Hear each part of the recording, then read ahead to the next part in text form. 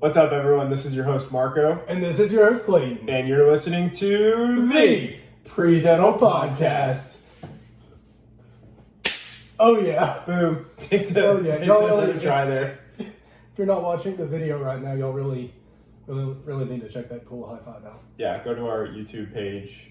We're on YouTube, right? Yeah, that's we're on the YouTube, yeah. Yeah, fun fact of the day, these children's sunglasses that I'm currently wearing are polarized, and I can't read my iPad. That's fine. Who needs it? So we're going to ad-lib this entire podcast for the day. This whole podcast. I'm actually going to take these off. I really need to read my iPad. Unlike you, Marco, I look at my notes ahead of time.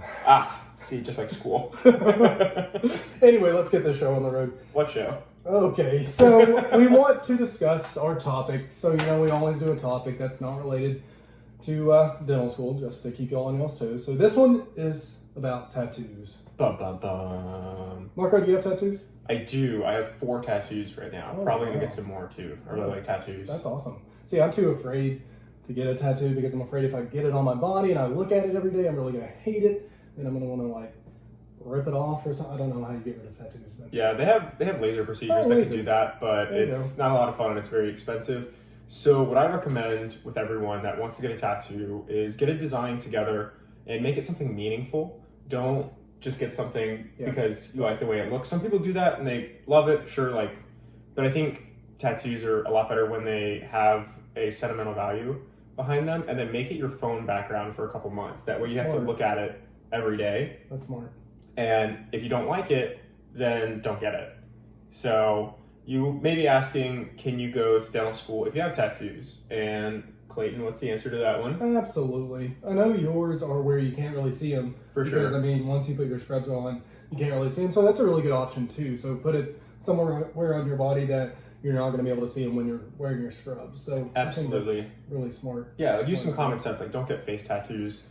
Not only will that keep you out of dental school potentially, but it may bar you from other jobs or the military, or the jobs that you're working at may require you to cover up your tattoos. I know some people that have wrist tattoos, and when they go to work, they have to wear a watch or a thick bracelet in order to cover it up. So personally, what I've done with my tattoos is they are all in areas where if I put a short sleeve scrub top on, I don't know if they have long sleeve scrub tops, but sure. You know what I'm saying? If I pretty much like this shirt, you can't see any of my tattoos. That way you don't have to cover them up. Because also once you get to clinics, some patients don't really like tattoos or may find them a bit scary or offensive for religious reasons or other reasons. So yeah, I would suggest getting them in areas that you can hide them. Well, you have to remember too that we're dealing with majority elderly population here too. So for sure, elderly population sees piercings and tattoos differently. So that's great if you want a tattoo, but maybe not get something crazy on your face or on your arm or something like that. I was actually going to get Clayton's face on my cheek. Well, no, that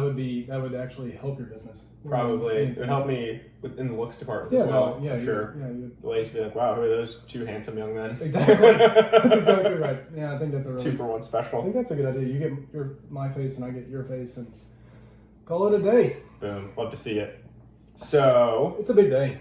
It's a big day. What day is it? This is the day. This is the most important day that people have been waiting years for. Years.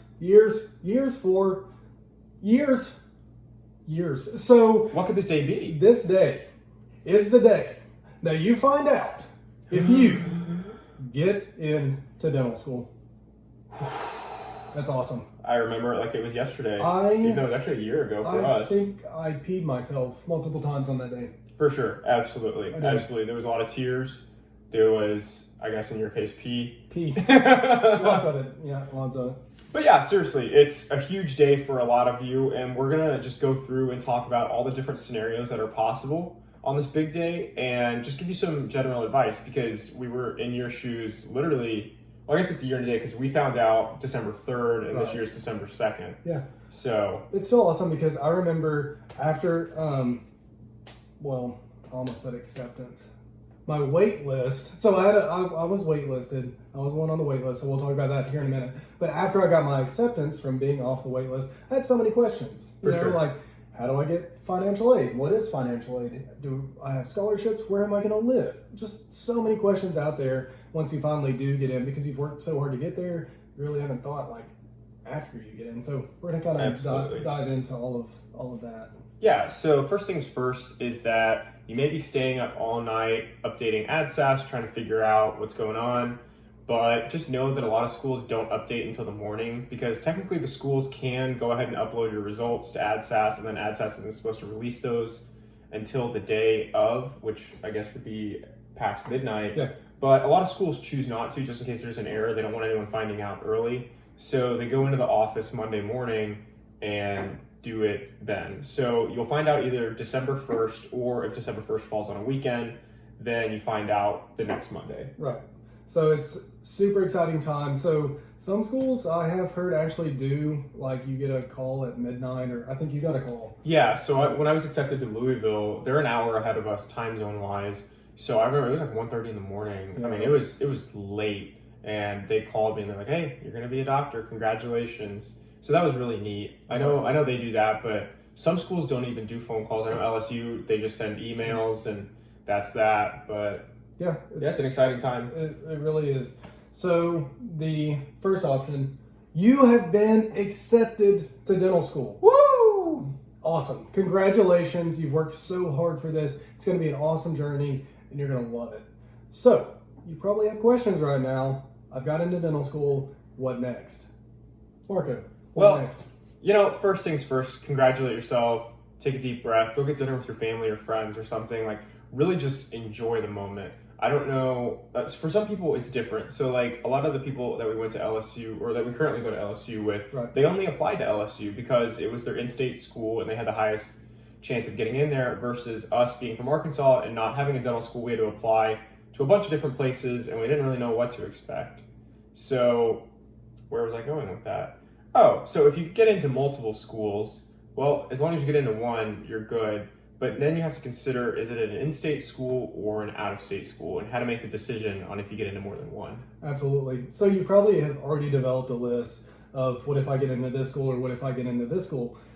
So if you get into an in-state school and then an out-of-state school, so you get into two schools, I mean, come on, look at the tuition. I mean, the in-state is usually 99% of the time going to be cheaper than the out-of-state school.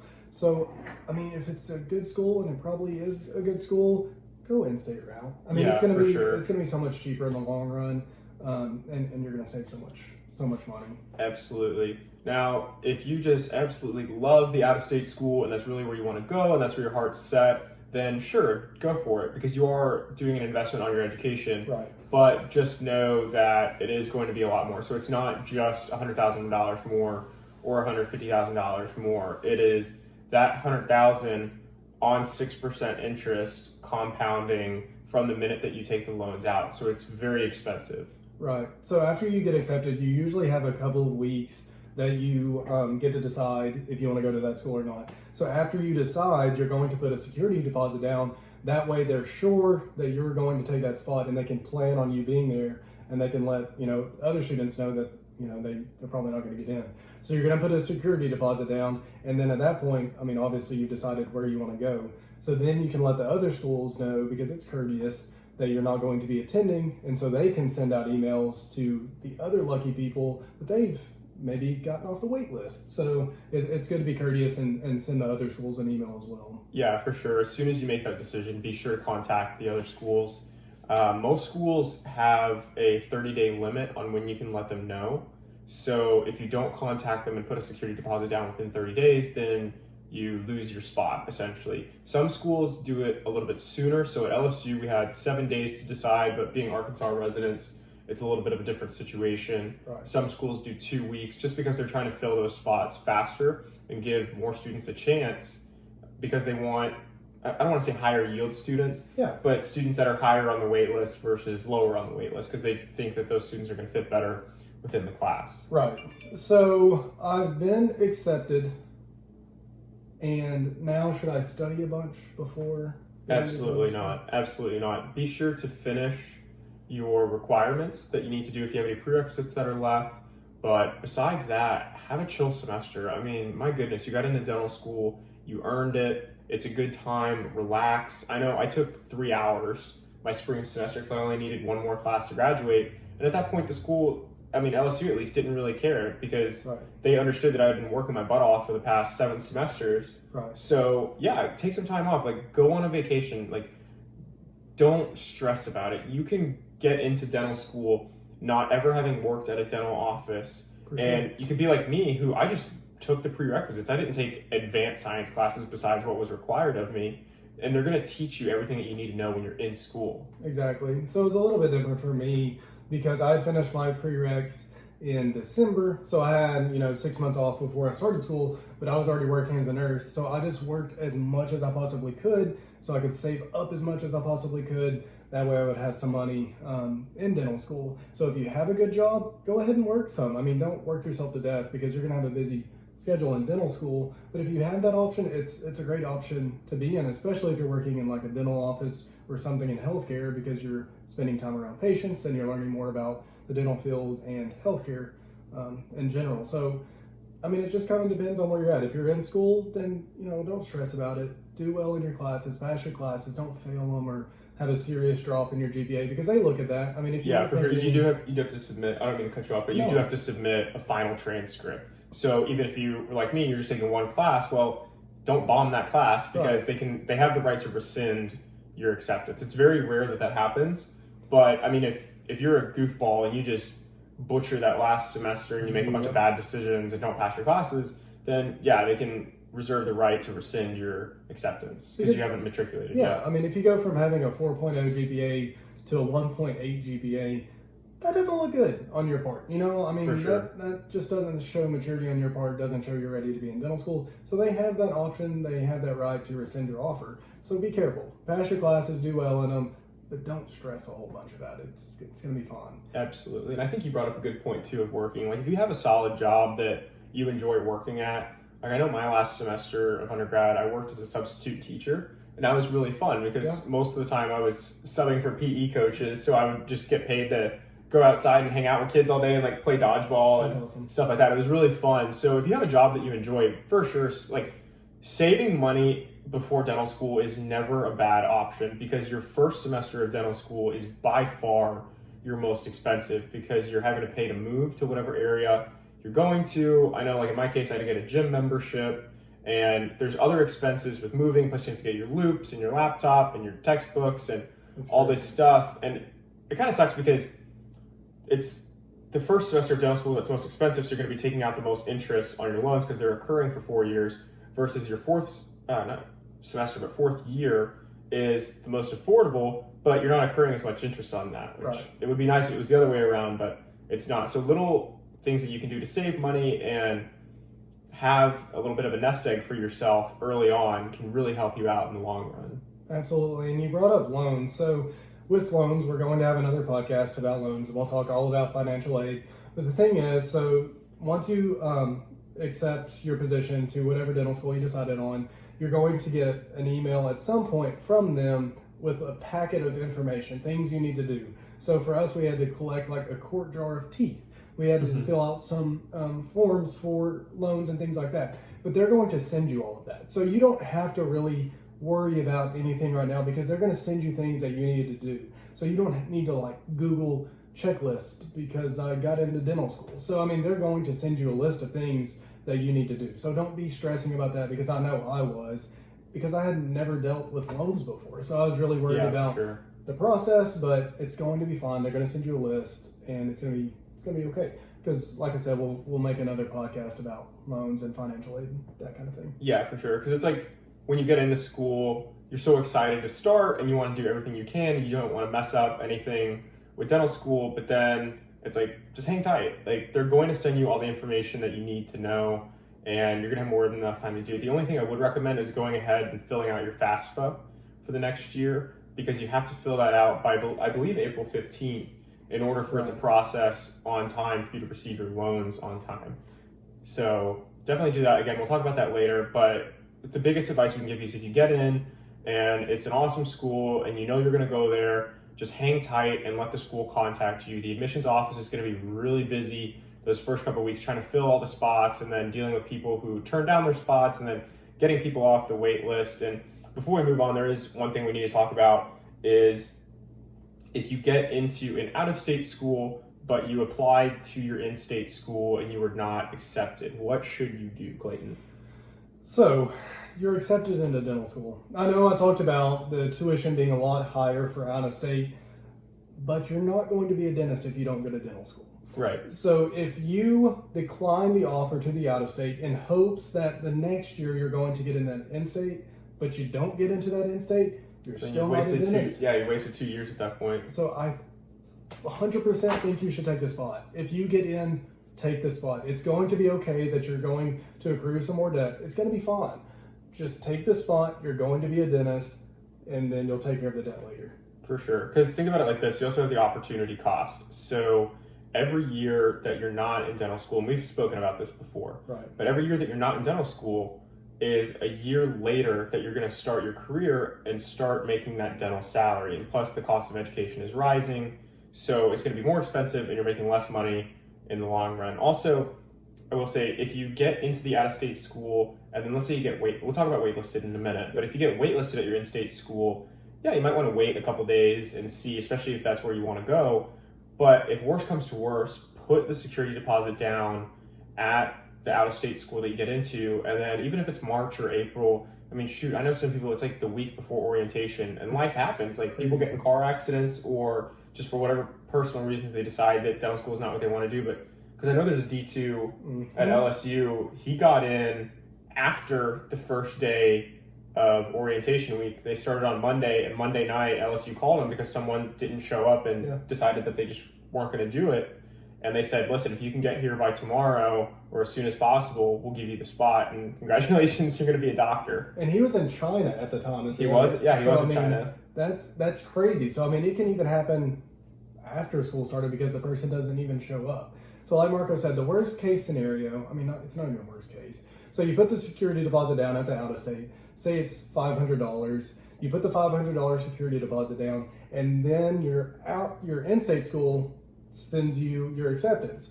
Well, you just lose the $500, but you're going to make that up when you're not paying out-of-state tuition. So it's all going to work out. But the big thing is, don't worry about it if you're in. Because you're in dental school, it's going to be awesome, and you're going to be a dentist, and congratulations. It's a big accomplishment. Absolutely. And once you put that security deposit down, you're not contractually bound to attend that school. Like, yes, they're planning on you being there, and it is a courtesy to let them know as soon as possible, because you don't want to leave any bad remarks anywhere with anyone, especially if you're going to try and specialize. Because, I mean, I know there was one school that I got an interview at, but it wasn't until after December 3rd. And on December 3rd, I found out that I got into some schools and had options. So I notified that other school that I was going to have the interview at, and I said, listen, like, it just doesn't make sense for me to fly up there. It's a great school, don't get me wrong. And they said, thank you for letting us know. We really appreciate it. And please consider us if you plan on specializing. We'd love to have you for an interview for one of our specialty programs. So just being nice and considerate to people, because every day that you wait to notify schools is another day that someone else is waiting to potentially get into their dream school. And let's talk about that. So you've got the email, and it's not exactly what you wanted. You're on the wait list.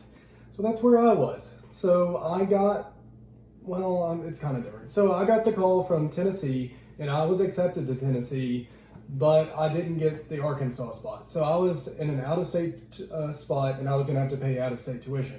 And then I get the email from LSU, and I was on the wait list as well. So I was in a tricky situation. I was kind of upset. I mean, I was still accepted into dental school, but it's not what I'd worked for and what I'd hoped for, and that could be the spot you're in right now. Don't worry about it. Don't stress about it. It's easy to say that, I know, because I'm here now, but right. It's all going to work out. It really is. Even if you don't get accepted, it's still going to be okay. You can apply again next year.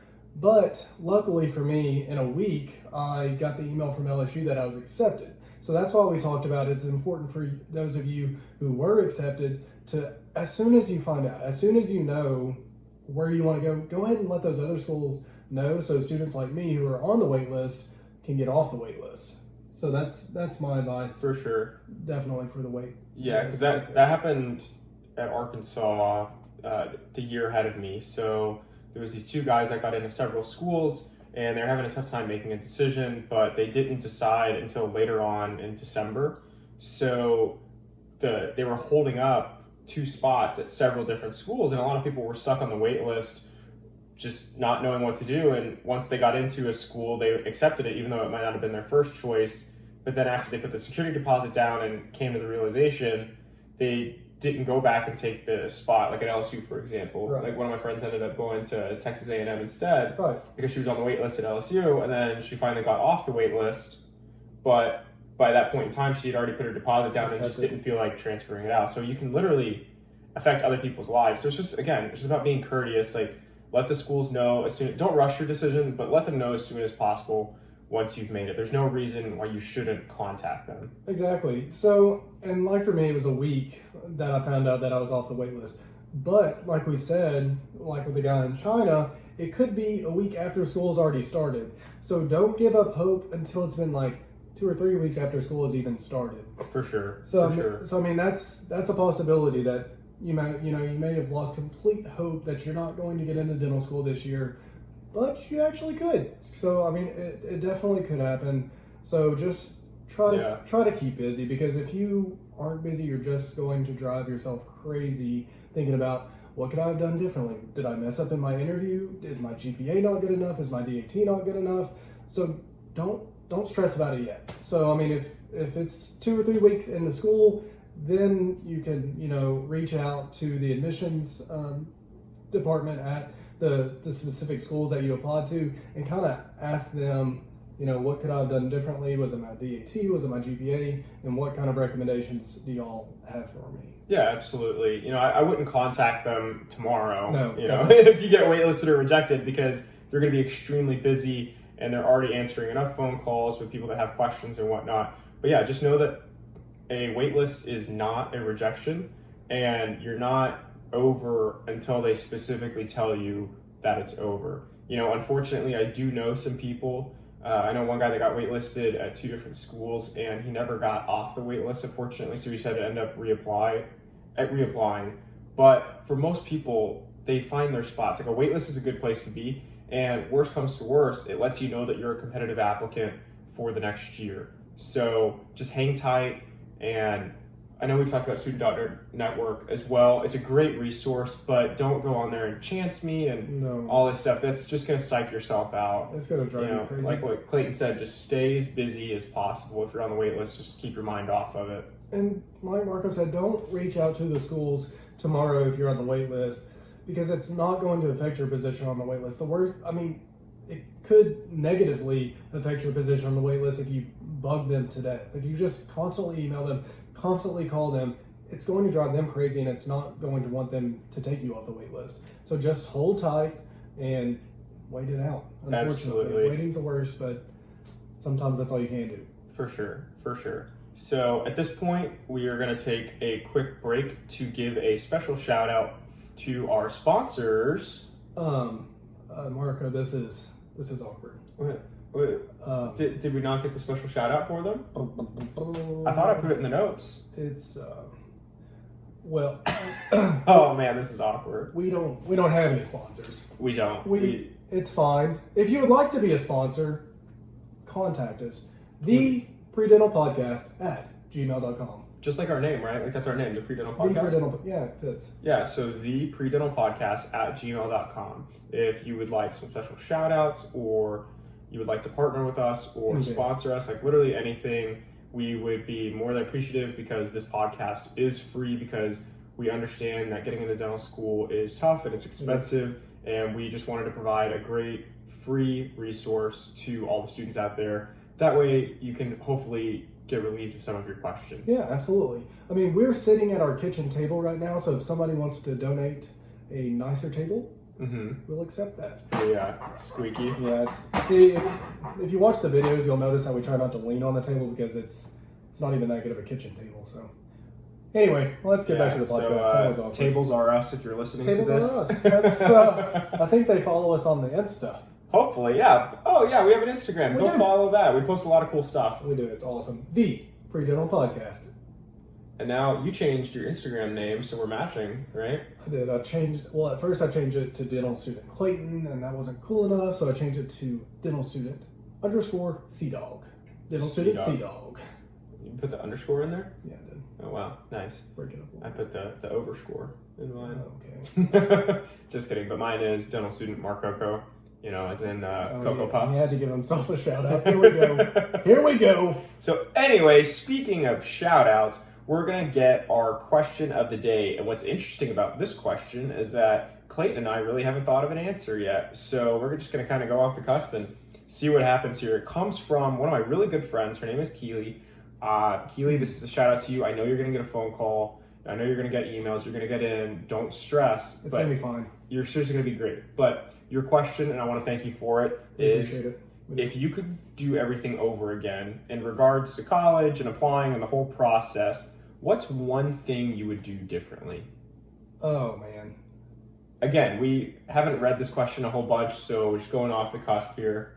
Well, I mean, we've talked about it before. I have such a different way of getting to dental school than a lot of people. So I went to nursing school, and then I applied to nurse practitioner school, got into nurse practitioner school, decided not to do nurse practitioner school. Then I thought I wanted to be a nurse anesthetist. Didn't really want to do that. Then I thought I wanted to go to med school, started taking prereqs for med school. So I think I would have decided sooner that I wanted to be a dentist. I would have got out of high school and I would have shadowed, because that's what I've told my sister. Because my sister's in nursing school, she's kind of in the same position I am in that she doesn't really know what she wants to do. If you don't know what you want to do, get out and shadow people. Shadow dentists, shadow doctors, because that's what made me switch from wanting to be a doctor to wanting to be a dentist. I shadowed a doctor and I shadowed a dentist and I shadowed a nurse anesthetist and I was a nurse. So get out there, be around the professions that you think you want to be around. Because reading in textbooks, reading on Google sounds cool, but see if you actually want to do that for a living. Yeah, for sure. And it doesn't have to be in the medical field either. No. One of my good buddies in undergrad, he has, I think he graduated cum laude or magna cum laude from the University of Arkansas with biology and loved it, but I think he's actually going to go to grad school for business because he realized that dental school just wasn't what he wanted to do. And with it being so expensive and being such a long program, if it's not what you're certain for, then yeah, take some time to think about it and explore the other professions. I know personally for me, if I could go back and do everything over again, I would have completely restructured the way that I studied for the DAT, because I had pretty much planned the sophomore summer, the summer going from my sophomore to junior year of college to take it, and I was just going to take organic chem 2 that summer. And I was going to be like, wow, it's super fresh on my mind. I got this. I'm going to study all summer. And I ended up working for most of the summer. And then by the time I would get home, I was subleasing at an apartment complex at the time. And a lot of my fraternity brothers lived there. And I would just go to the pool every day after work. Like, it was a ton of fun. Oh my gosh, that summer was so fun. But I ended up having to push my DAT back. And then when I did that, it was in the fall semester. So it costed me more money to push it back. And I had to repurchase DAT boot camp. And then I still didn't study until I studied a little bit over the summer. It wasn't like I didn't do anything, but it just would have been a lot better had I studied early on and stuck with a schedule. So we'll make another podcast about the DAT in itself, but I definitely would have kept myself to a schedule, because I didn't really start studying until 2 or 3 weeks before the DAT. And I was studying 12, 14 hours a day. It was miserable. If I wasn't in class and I wasn't taking a shower, I don't think I even worked out those couple of weeks. My workout was walking to class or pacing the hallways, looking at notes. Just being more regimented with my schedule. But that just goes with all things in life. You just gotta have a good schedule and stick to it. Absolutely. That was a really good question. Yeah, for sure. I'm really glad I thought of something to answer it too. Actually, you know what? If I could do everything over again, I think rooming with Clayton. I definitely wouldn't have roomed with this guy. I would have made you do a background check to make sure everything was clear, and then we would have gone from there. Oh my gosh. Let's go to the third option. Jeez. Okay. What's the third option? So you're accepted, you're waitlisted. Option number 3, contestant behind the third door is dun dun dun. Rejected. Wah, wah, wah. It's not the end of the world. You may feel like it is, but it's really not. Because you know why? You can always reapply again next year. Yeah, for sure. Rejection, it sucks at the time, but it's not that bad. It's really not. You can contact the school. Again, don't do it tomorrow. No. Be like, why didn't I get in? But at some point, contact the dean of admissions or the head of admissions, whoever it is for the school, and ask them why you didn't get in. I mean, it's a pretty point blank question, but be nice about it. Can't stress that one enough. Be super nice and courteous when you're talking to them, and don't contact them the day that you find out, unless you don't find out for a couple months that you get rejected. Another big thing, Mama's not going to be happy. Mama is not going to be happy when she finds out that you were rejected from dental school. I get it. My mama wasn't happy that I was on the wait list, but don't let Mama call the dean of admissions. It's one of the easiest ways to shut down your application for future years. They want to know that you are a professional and you're an adult and you can handle your own battles and you can overcome adversity, and you don't need your mama doing that. I know my mom is super protective of me, as is Clayton's, so they think the world revolves around us basically. So when someone doesn't agree with that, I got rejected from a couple schools and my mom was baffled by that, but hey, it happens. Not everyone's going to get in everywhere, but do not let your parents contact the school. Just don't. It's because it shows that you're not responsible enough to handle your own battles. And especially don't threaten the school. I don't know that's common sense, but people do it They do. every year. I know Dr. Jeremy talks about how many times that people have threatened to slash his tires or to come find him because the admissions committee at LSU didn't accept them. And it's dude, a threat is not going to get you into school, but it sure as hell is going to keep you out.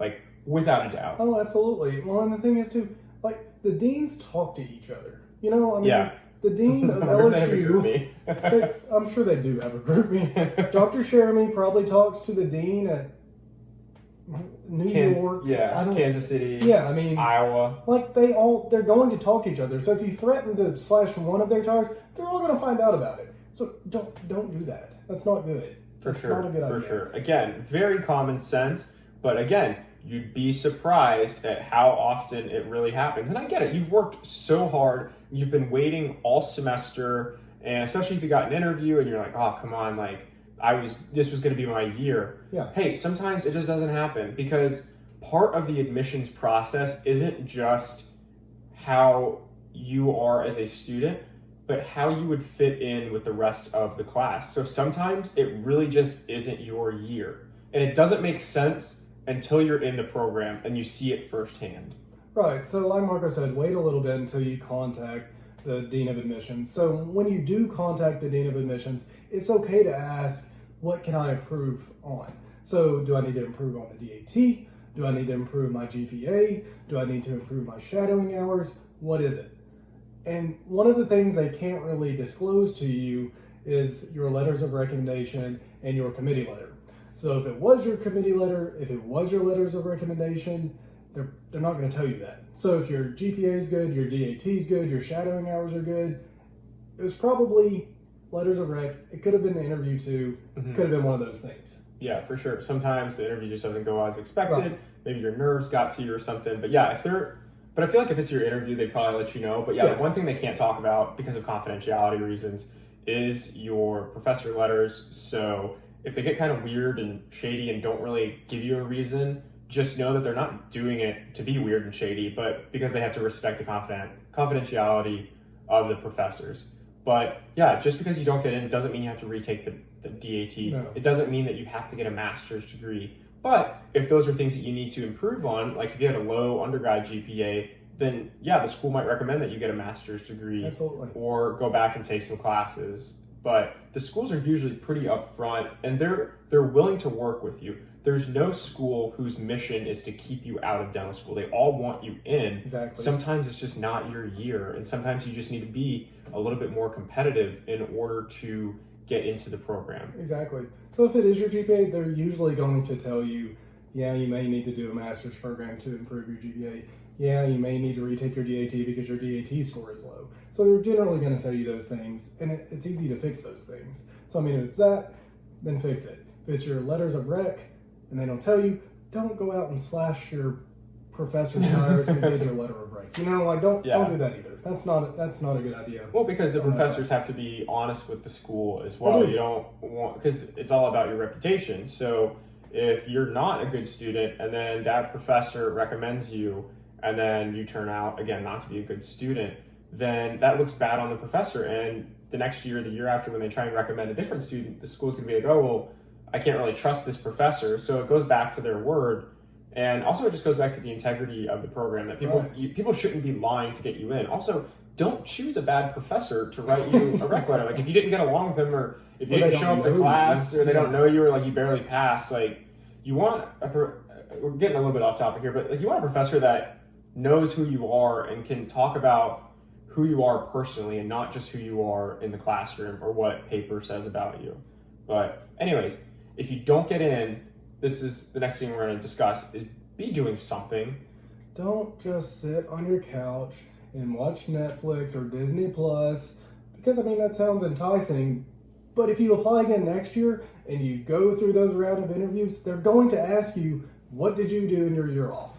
Exactly. There's a specific portion of AdSAS that says, if you are reapplying, what have you done differently this year? Because if you didn't get in with your application and you're like, oh, it was just a competitive year, I'm going to reapply.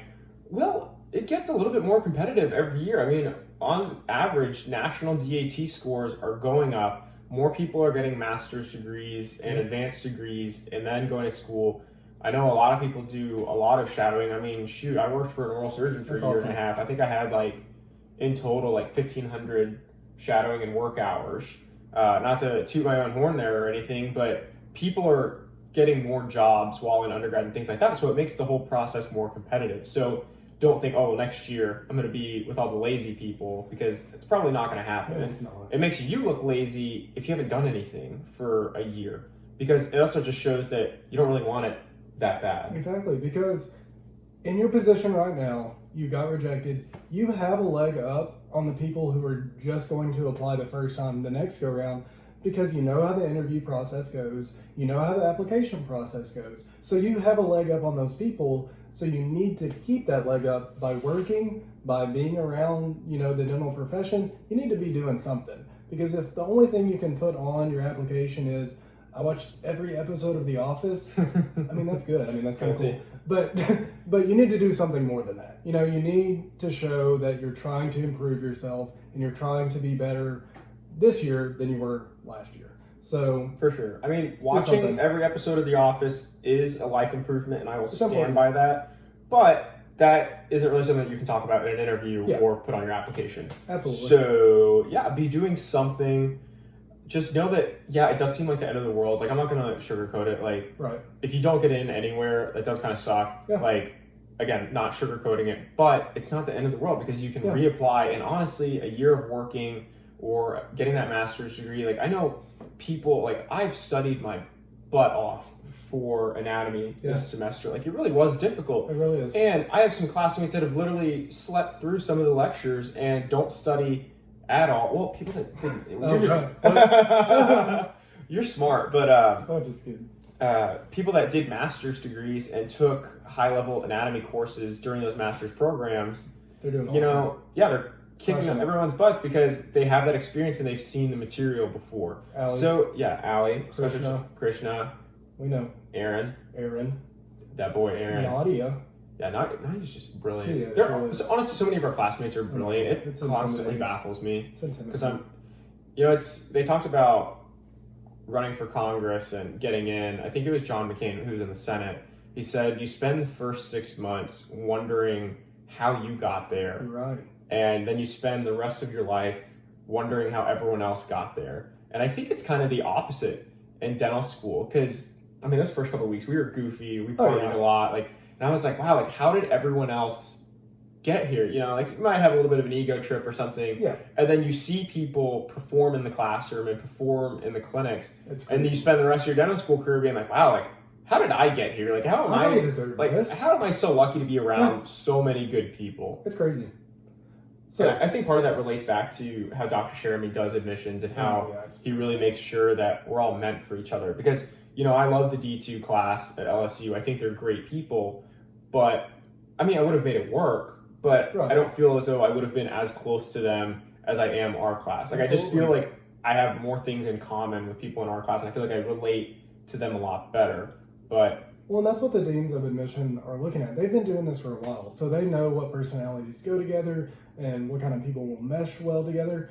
And that's what they're looking at too. So that could be another thing of why you didn't get in. Maybe you just wouldn't mesh too well with that class, and that's fine. You may mesh well with the next class. So don't worry about that. But here's the thing. If you didn't get in, don't freak out. If you want to email us and just, ask us for some advice, ask us where maybe you could improve, email us, thepredentalpodcast@gmail.com. So don't be afraid to email us, if you want to. Don't email the deans of admission yet. Yeah, for sure. Email Or us. even if you just need someone to vent to. Yeah, go ahead. Like, we may not know you, but yeah, it's fine. Like, I got rejected from some schools. I think Clayton got rejected from some schools.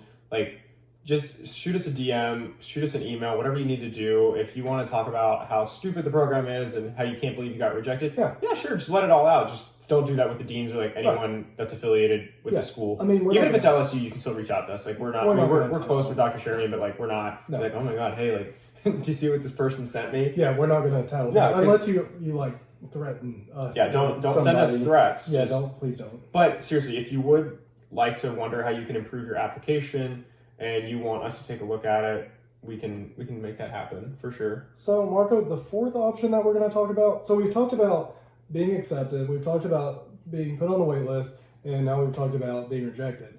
Fourth option, I really haven't heard that much about, but you kind of informed me about it. I didn't even honestly. Yeah, so it's kind of a weird spot to be in, and it's pretty much just where you don't hear anything.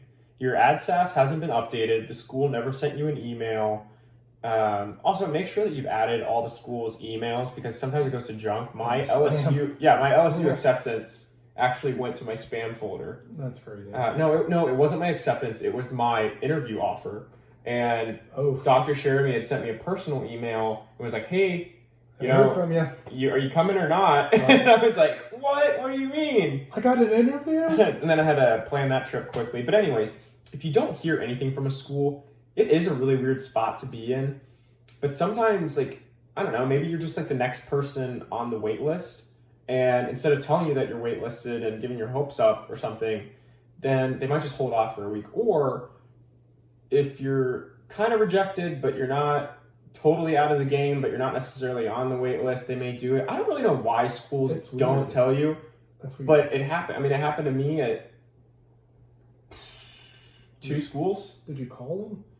I gave it a month, and then I called them, and they said that my application was still pending.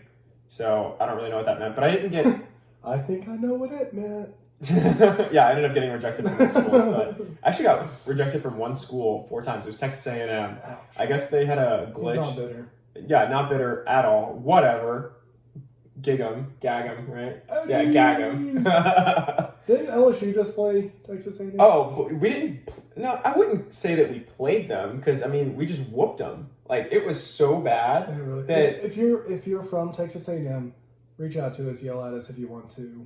Go Tigers! Go Tigers! Go Tigers! Go Tigers! But anyways, yeah, some schools may not contact you. And for example, here's where the security deposits get tricky.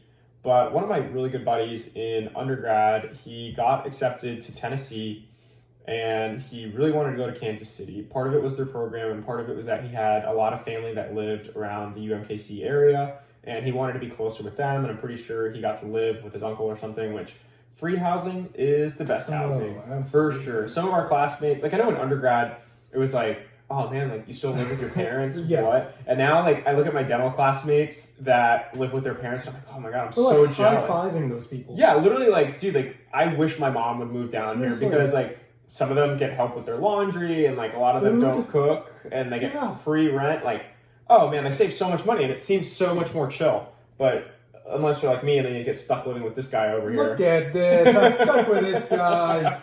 This guy over here. But anyway, so he didn't hear anything from UMKC, and he didn't contact them at first, and Tennessee had given him 2 weeks to make a decision on whether or not he was going to get in. So December 14th rolls around, and he's like, had just really been waiting to hear back from KC, and he puts down his $1,000 security deposit. 2 days later, on December 16th, he gets notified that he got accepted to Kansas City, which has a $500 security deposit. Well, he ended up choosing Kansas City, but he lost out on $1,000 right there. So it's tough because it's non-refundable. But once that security deposit gets put down, it gets funded towards your education. So it's not just like you're paying for a spot, like that $1,000, or at LSU it's only $200, Right. whatever it may be, gets credited towards your account. But yeah, sometimes it's just a waiting game, and I don't know why schools don't reach out to people, but they don't. Yeah, that's just, I'd never heard of that. I mean, I guess I knew it was a possibility that you just don't hear anything, but it's good that that actually happened to you, so we can give advice to you. Yeah, for sure. And some schools also conduct interviews after December 1st or whatever the day of admissions is. Like, I know I talked about having an interview. It was at Penn up north, and it was going to cost me a couple $100 because I was going to have to buy a plane ticket up there, and then I was going to have to Uber to the hotel and like get a hotel room and all that stuff. But whenever I found out that I was accepted to LSU, I was like, it doesn't really make sense for me to do this interview because Penn wasn't my dream school. Right. It was an incredible program, and I'm super glad that I applied there. You know, I have a lot of good friends that attend there right now. Sure. Like I know the current ASDA president, he's from Penn, Craig McKenzie. He's an awesome guy. But yeah, so you just don't know sometimes. It's such an arbitrary thing, but it's kind of like being just pretend like you're on the wait list at that point, because you're not rejected until they specifically tell you in writing that you are rejected. Exactly. Like, oh my God, you haven't heard from this school in a month. Like, yeah, like your odds are kind of going down every day that you don't hear from them, like not to be sad or depressing, but just being truthful. Right. But yeah, unless they put it specifically in an email or they call you, which I don't think they call it a reject you, that's just a weird phone call. Yeah, that is awkward. But you're not done and you're not over until it's specifically stated so. Don't freak out. If you're rejected, don't freak out. Do better. Retake the DAT if you need to. Work on your GPA if you need to. Or just go to work if you need to. So don't worry about it. Apply again next year. It's going to be okay. For sure. For sure. So, I don't know. Do you have anything else for them, Clayton? Besides the advice? Email us if you need to vent. If you need to vent, if you have questions, anything like that. We're here for you. So, we have an advice from a dental student. And this is Josie from UMKC. For sure. What does Josie say? So Josie is advising all our listeners to get involved early on in undergrad and get involved in something that you're passionate about. So I know in high school, a lot of people would do like quantity over quality. So they might play half the sports that the school has to offer, and they might be involved in all the student organizations and things like that. But in undergrad, it's a lot different. So you want to have quality over quantity. And that's what Josie recommends, like finding a few organizations. Like, okay, at first, when you start out, like get involved in a bunch of clubs and whatnot and figure out, see what you like.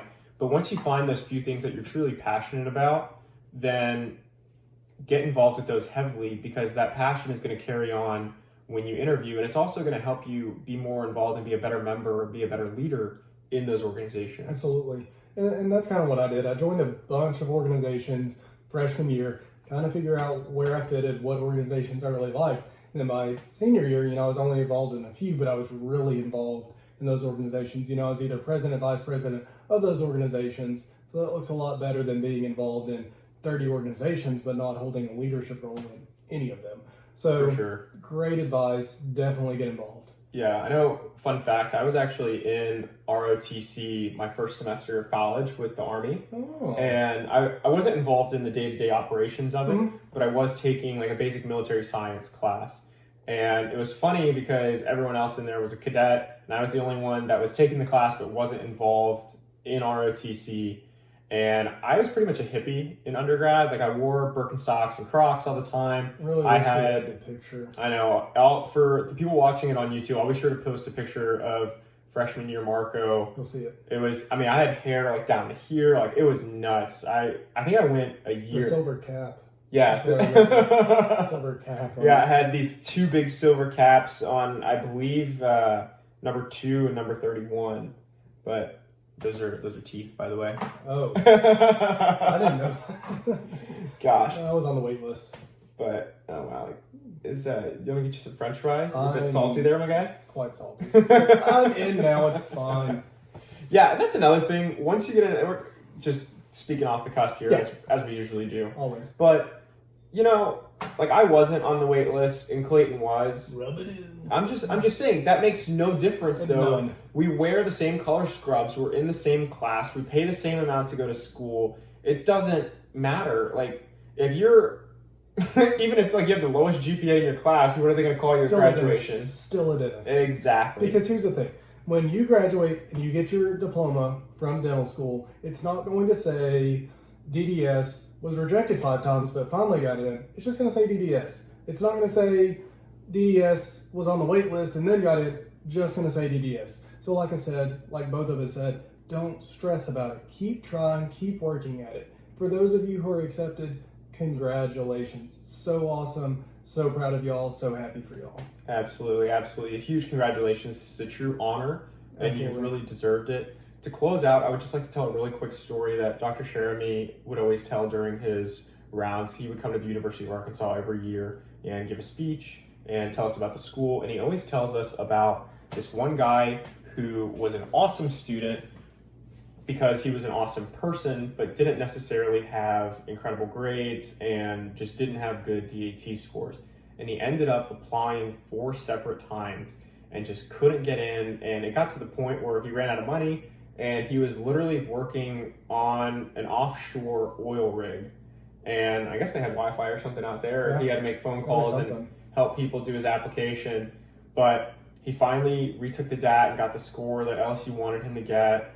And he studied and got his grades up a little bit. But I mean, this dude was literally in the ocean working on an oil rig and finally got in.